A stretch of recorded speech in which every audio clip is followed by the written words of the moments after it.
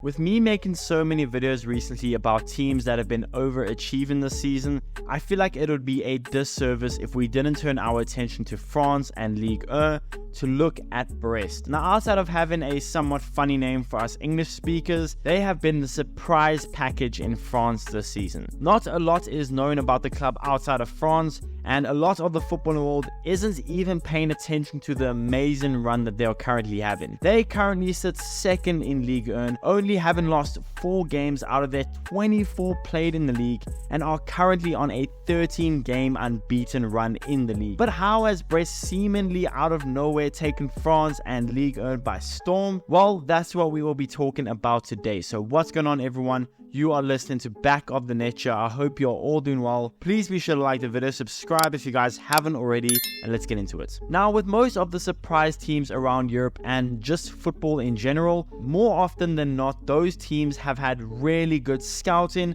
and did really good business for young players that have improved for their club, and that's how the team have become good and surprised the league that they are in. And in a league where PSG are so financially superior to basically everyone else, every team in Ligue 1 places a huge emphasis on youth to help bridge the gap between them and PSG, both financially and on the field. But Brest have been different. Brest have taken a different approach than everyone else. Brest sporting director Gregory Lorenzi said that they focus on a balance between experience and youthfulness. Brest are the third oldest team in Ligue 1, yet sit second place. Just a phenomenal stat when you think about it. Now, another thing that is extremely common around Europe with quote-unquote smaller teams is that their player turnover always seems to be extremely high, constantly selling players and signing new ones, trying to make any sort of a profit possible to help build their financial piggy bank and hopefully one day start competing with the likes of Real Madrid,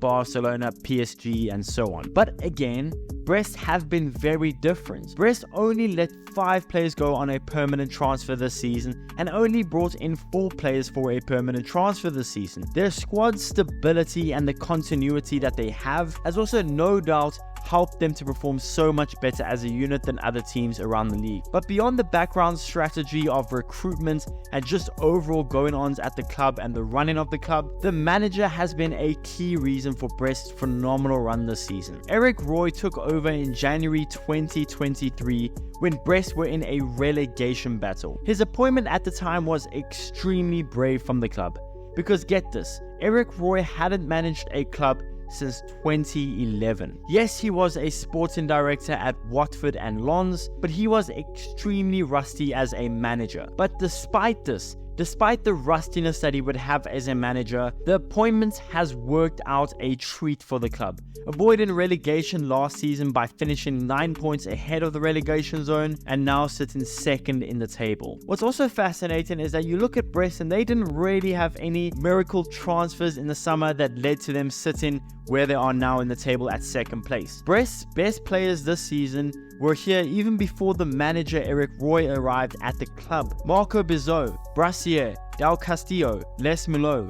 Again, I'm sorry for pronunciation, but all of them were at the club before January 2023, be it on loan or as a permanent fixture. Eric Roy and Brest have proven to get the most out of players despite their age. According to FootMob, their 3 highest rated players this season are Les Mulot, who has been phenomenal for Brest this season and is only 30 years old. Their second highest rated player is Del Castillo, who has got 5 goals and 5 assists so far in the league this season and is 27 years old. And their third highest rated player this season is Kenny Lala, who is an extremely impressive right back and is 32 years old. Now, don't get it twisted.